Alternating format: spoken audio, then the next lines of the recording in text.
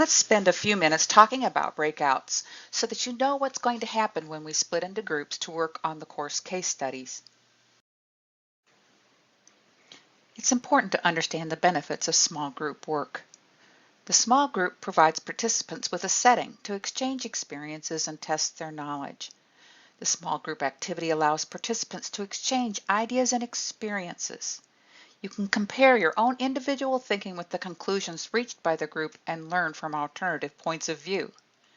It also hits home the fact that many problems can be solved in more than one way and still be reasonable and supported.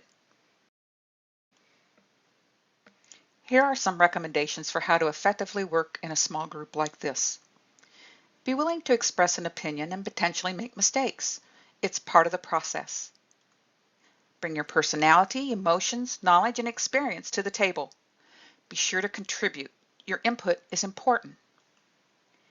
Leave your defensive attitude behind.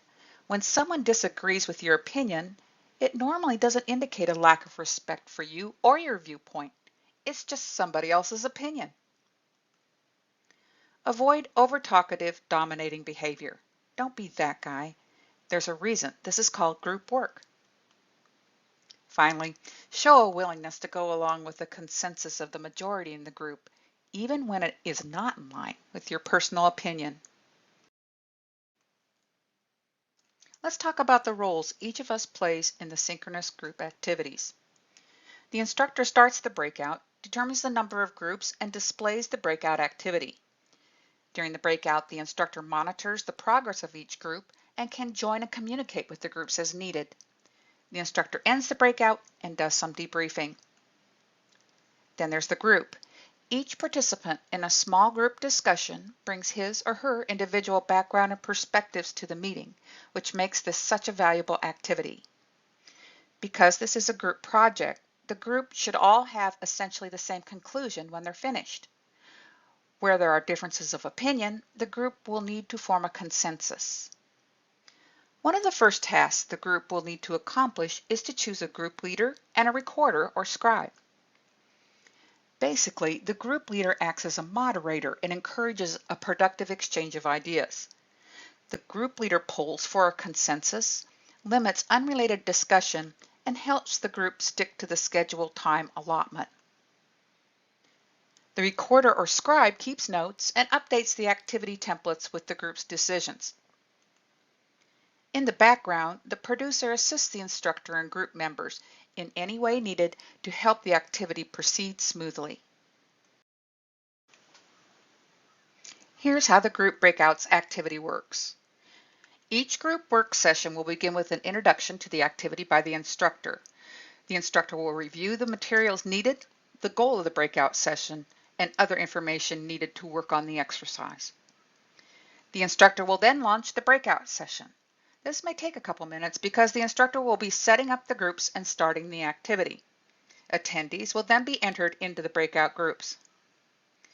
During the breakouts, the instructor will monitor each group's progress, send a message to all the groups, join each group as an attendee, and follow up on any raised hand notifications.